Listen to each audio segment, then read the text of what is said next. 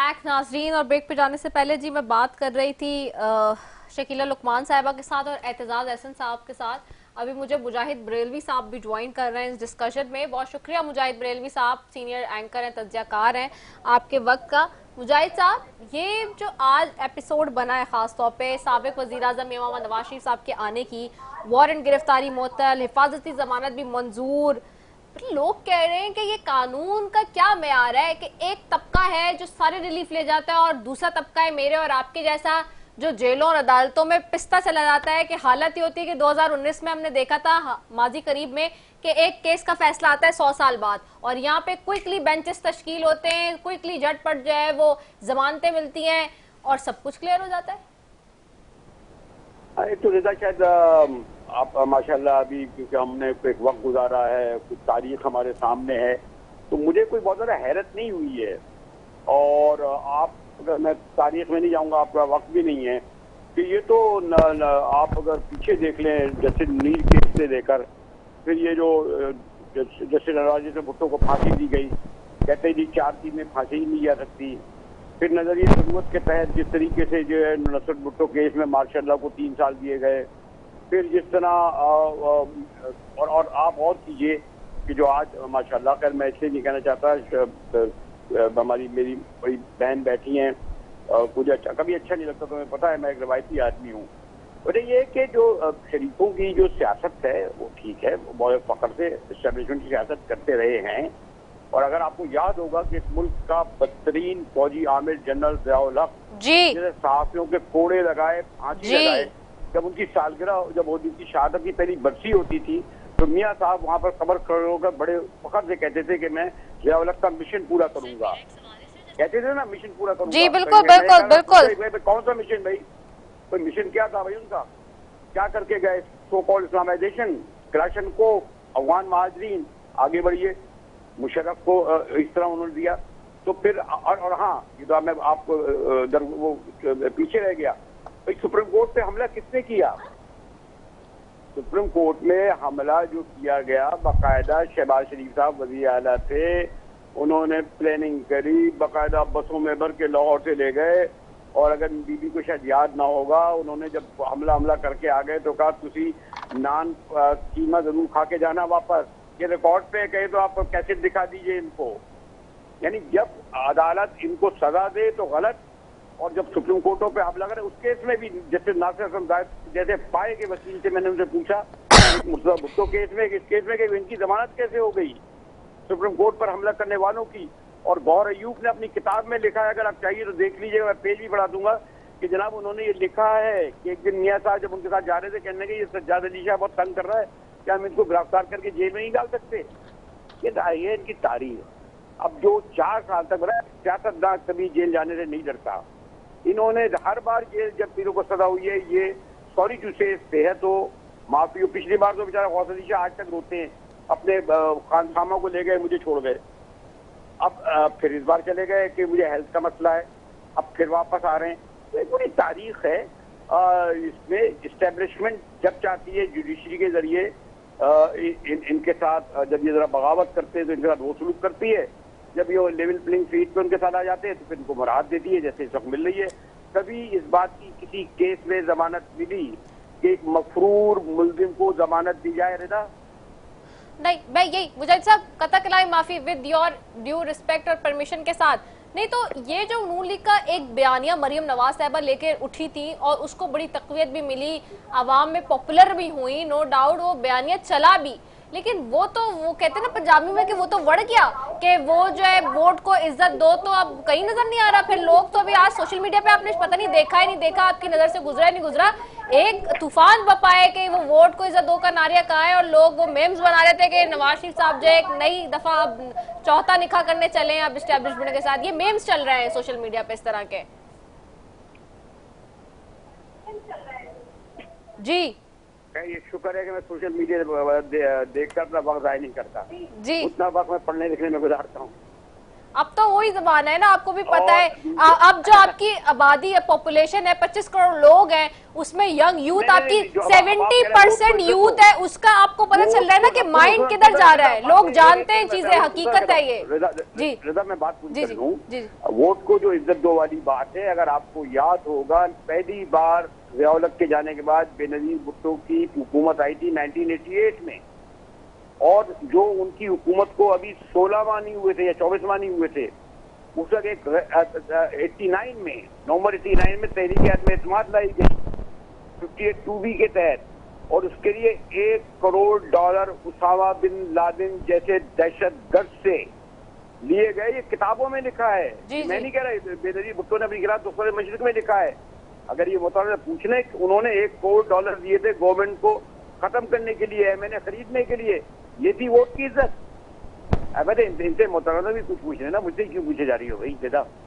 नहीं, वो तो मैं पूछती रही हूँ, मैं भी जा रही हूँ, दोबारा भी पूछ रही हूँ। शकीला बाजी तो साथ ही हैं, और मैं इस बात पे बड़ी उनकी शुक्रगुजार भी हूँ कि उनका जो टॉलरेंस और पेशेंस लेवल है वो अपने दीगर साथियों से बढ़कर है। जब भी वो हमेशा हर बात को सुन के जवाब भी देती हैं, बड़ी तहम्मुल के साथ मुजाहरा करते हुए। शकीला जी, वापस आपकी तरफ आऊंगी, आपको आवाज आ रही है? जी जी आ रही है। शकीला जी, ये बातें तो हैं, अब ये तो बातें सुननी पड़ेंगी, क्योंकि ये रियलिटीज है ना। इससे ज्यादा चल रहा है इस वक्त, सब लोग क्रिटिसाइज कर रहे हैं। हम तो फिर भी एक नॉर्मल एक फेस में, क्या हम सब आपस में एक दूसरे को जानते, बैठ के बाहर डिस्कस कर रहे हैं, लेकिन इससे ज्यादा आप लोगों को सुनना और अभी देखना पड़ेगा, क्योंकि जाहिर सी बात है, लोग सवाल तो कर रहे हैं ना। तो लोग क्या सवाल कर रहे हैं? ये यही सवाल कर रहे हैं ना कि वोट को इज्जत दो का बयानिया कहाँ चला गया। नवाज शरीफ साहब डील के तहत आ रहे हैं, चौथी बार निकाह करने जा रहे हैं GHQ। जी सुन ले। देखिए, आप कह रही हैं ना कि उनका बयानिया कहाँ गया। अगर वो बयानिया को लेके बैठ जाएं, और मुल्क के हालात, एक आम गरीब आदमी जो है उसके हालात क्या है, मुशक क्या हालात है, गैस और बिजली के क्या प्राइसेस हैं, क्या वो उसकी बात करें या अपने बयानिए को लेके बैठ जाएं? क्या वो उसका रोना धोना लेके बैठ जाएं कि मेरे साथ क्या हुआ? क्या वो करें? आप लोगों को ये मालूम नहीं है इस वक्त मुल्क किस तरफ किस डायरेक्शन में जा रहे हैं? हम इसी सियासत में पड़े रहेंगे, इसी रोने धोने में पड़े रहेंगे कि हम ये क्या हुआ तो पहले क्या हुआ। लेकिन कोई तो नैरेटिव होगा ना, जो आवाम को नैरेटिव क्या देना है अब? जी। तो वो पार्टी वो आके नैरेटिव देंगे ना, 2 दिन इंतजार कर लें आप, 2 दिन का इंतजार कर लें। कल फ्राइडे, परसों उन्होंने जलसे में आना है और अपना नैरेटिव देंगे। नैरेटिव ऐसा देंगे कि जिससे पता चलेगा आप लोगों को कि मुल्क के हालात बेहतर करने आए हैं। ये नहीं है कि सिर्फ लड़ाई और फसाद और जो है वो मीडिया को, और मीडिया ऊपर चढ़ रहा है और मीडिया में ये बातें कर रहे हैं। हम इन चीजों को पसंद कर रहे हैं। आज क्या हमारा ये मसला है? आज हमारा ये मसला है? क्या हमारा ये मसला नहीं है कि हम मिलकर मुल्क को आगे चलाएं, मुल्क को बेहतरी की तरफ लेके जाएं, मुल्क की मईशत की बात करें, आवाम का एतमाद आप पे होगा। इस जलसे में कितने लोग आ जाएंगे, क्या अरेंजमेंट्स है, ये बता दें चले आप। बहुत बड़ा जलसा होगा, आप देखेंगे। क्या नंबर बता दें, कितने नंबर क्या नंबर एक्सपेक्टेशंस क्या है? तारीख साज जलसा होगा, ये मेरे लफ्ज लिख ले, और फिर मुझे बाद में जिस दिन बुलाएंगी ना, फिर मैं आपसे पूछूंगी कि ये देख लिया था ना आपने। मैं आपको समझाने के लिए मैं कह रही हूँ कि बहुत तारीख साज जलसा। देख ले, आप बहुत बड़ा क्लेम कर रही हैं। इस वक्त डिजिटल मीडिया का जमाना है, लोग अपने मोबाइल से वही बना लेते हैं पीछे जाके कि कितनी लाइटें लगी हैं, कितने बंदे, और कितनी सच्चाई है, कितनी हकीकत है और कितनी मैनिपुलेशन है। जी, मैं कहती हूँ कि बिल्कुल जो जिस तरह मर्जी उसको चेक कर ले, जिस लेवल पे मर्जी चेक कर ले। ये कोई चीज छुपाने वाली तो नहीं है ना कि अगर लोग होंगे तो नजर आएंगे, अगर नहीं होंगे तो नजर नहीं आएंगे ना। ये कोई किसी अच्छा, अंदाजा अभी तक क्या है? अंदाजा क्या है कि कितने लोग आएंगे? क्या एक्सपेक्टेशंस है? क्या अरेंजमेंट कितने लोगों की जा रही है? अरेंजमेंट्स क्या है? मैं कहती हूँ कि जो मीनारे पाकिस्तान से डबल लोग आएंगे, जितनी जगह है ना उससे ज्यादा लोग होंगे, उससे ज्यादा लोग खड़े होने की जगह नहीं। ठीक है मुजाहिद साहब, अब फिर आपकी रहनुमाई की अशद जरूरत है, तारीखी पहलू को थोड़ा डालें। सबसे बड़ा जलसा मीनारे पाकिस्तान पे किस सियासी जमात का हुआ और उसका कितने नंबर्स थे? आप थोड़ा सा ये भी तो बताएं ना नाजरीन को, कैपेसिटी वहां की कितनी है, आप कैसे देख रहे हैं? रेजा, अगर आपको याद होगा, आपको बिल्कुल याद नहीं होगा क्योंकि मेरे ख्याल में शायद उस वक्त आप मौजूद नहीं होंगी।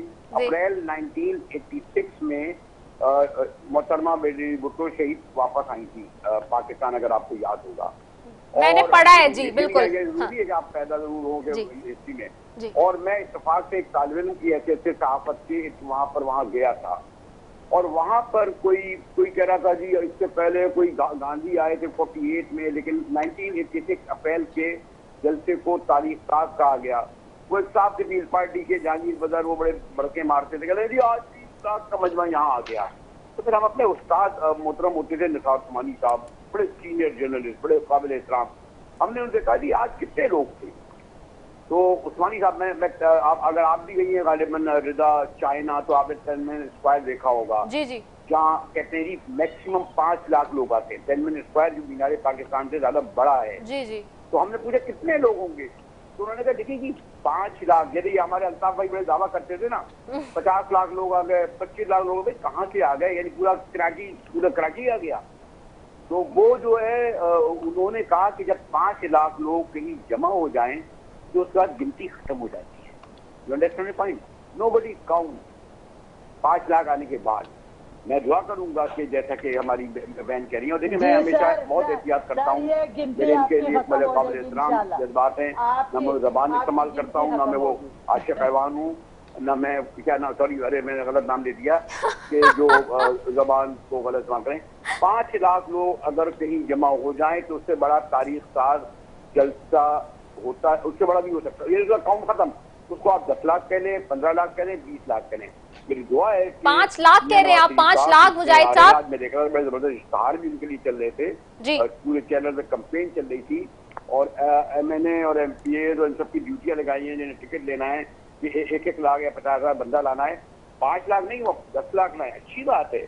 यही तो हम कहते हैं कि भाई आप वोट के जरिए, वोट को इज्जत नहीं, वोट के जरिए मुखालिफिन को शिकस्त दें, लेकिन ये ना करें कि जो 33 औरतें जेलों में बैठी हैं 5 माह बाद, आज आपने एक को छोड़ा है, उनको वोट तो क्या, उनको बोलने का भी हक नहीं मिला।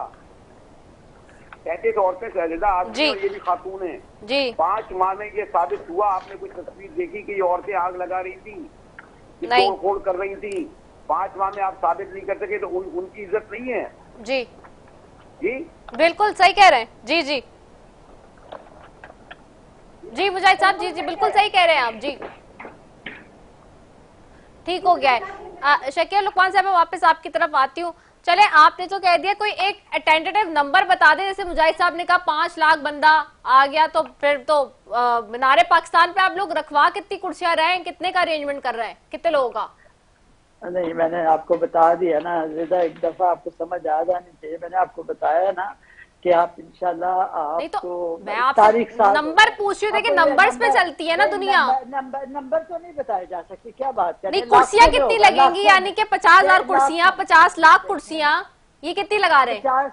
50 लाख कुर्सियां कभी हो सकते हैं? ये क्या कैसी बात है? नहीं, 50,000 या 50 लाख, कितनी लाख? हाँ, मेरी बात सुने, बहुत बड़ा जलसा होगा, मीनारे पाकिस्तान बुरा नहीं पड़ेगा, लोग खड़े होंगे, और बहुत आप इससे बड़े और क्या अल्फाज चाहिए आपको समझाने के लिए? मुझे तो समझ नहीं आ रही आपको कौन से अल्फाज चाहिए जो जिसपे आप पूरा बयान ही उतरी आपके। अच्छा, अभी तक ये डिसाइड, मैं सिर्फ इतना जानना चाहती हूँ, गुजारिश है कि अभी तक डिसाइड हो गया होगा ना कुर्सियां कितनी लगानी, वो बता दे नंबर बस।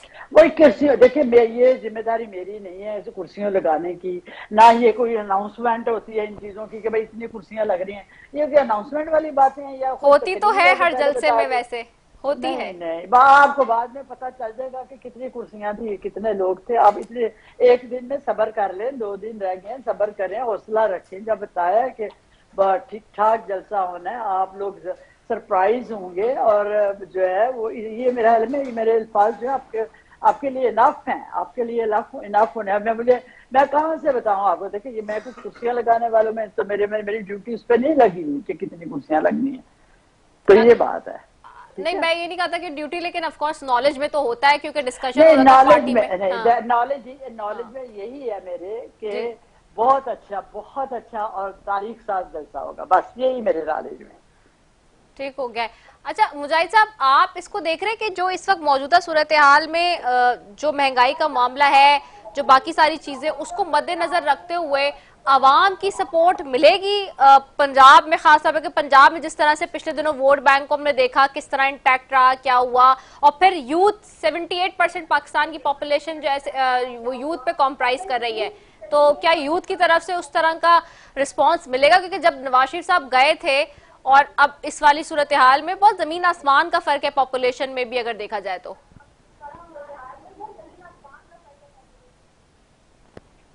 जी मुजाहिद साहब। तो मैं शकीला बीबी से बिल्कुल इत्तफाक करता हूँ कि आप लोग इंतजार कर लें। इसमें आपको ये मीडिया वालों को आप कुर्सियाँ पूछेंगे कितनी लगेंगी, आप पूछेंगे बंदे उसमें अगर बसों में आएंगे, बसों में बिरयानी की देगें होंगी या नहीं होंगी, फिर आप कहेंगे कि जी वो सोएंगे कहाँ, उनके टॉयलेट का इंतजाम कहाँ होगा, फिर कहेंगे खवातीन अलग होंगी। ये तो इससे आती है ज़्यादा।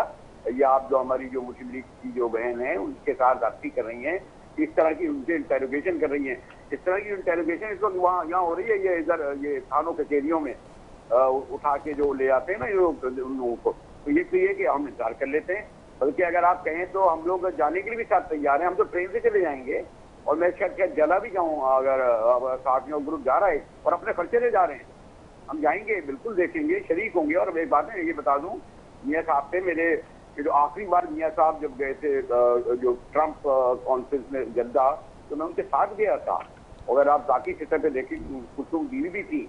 मैं उनका एहतराम करता हूँ, मात्र सियासत की। और हम लोग प्रोफेशनल जर्नलिस्ट हैं। मैं ना पीपल्स पार्टी का कभी बनना चाहूँगा तर्जुमान या PTI का। मैं अगर बात करूँगा जो आप कहते हैं हम लोग तारीख में जाते हैं, और अगर हमें खुशी होगी कि मियाँ साहब तारीख से सबक सीखें और आते ही सबसे पहले ये कहें कि जो मेरे साथ हो रहा है, आज अगर इमरान खान के 8,000 वर्कर जो जेलों में हैं, जिनके मुकदमे फौजी कोर्टों में चल रहे हैं, 33 खवातीन जैसे मरियम बीबी थी, उन 33 को समझे वो मरियम नवाज हैं, उन लोगों को वो फौरी तौर पर जमानत पे रिहा करें, उन्हें घरों में नजरबंद करें, उन पे अगर जुर्म है तो उन पे केस चलाएं, वरना खड़े छो अगर उन्होंने 9 मई के साले पे फौजी तरतीबात पे हमला किया है तो उनको सजा दें, हम मानेंगे। लेकिन 33 औरतों को 5 माह से आप अगर जेल की काल कोठरियां, और वो भी आपको पता है कि किस तरह की जेलें होती हैं वहाँ, मियाँ साहब अगर इन्होंने ये ऐलान किया उस दिन मीनारे पाकिस्तान पे, ये दिखेगा ये तहरीक इंसाफ का भी दिल जीत लेंगे।